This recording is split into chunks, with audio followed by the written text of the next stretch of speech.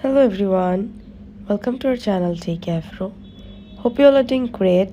Today I'm going to show you how to create Apple ID on iPhone. Go to settings, tap sign into your iPhone. From here, tap forgot password or don't have an Apple ID. From here, tap create Apple ID and then first set your name and then set your date of birth. So I'm going to set my name first and then my date of birth. You can set any date if you want. So okay, and then tap continue. From here set an email address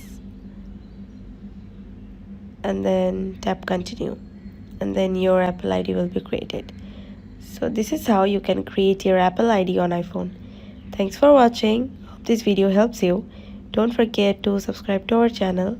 Don't forget to hit the bell icon button. See you in the next video. Bye bye.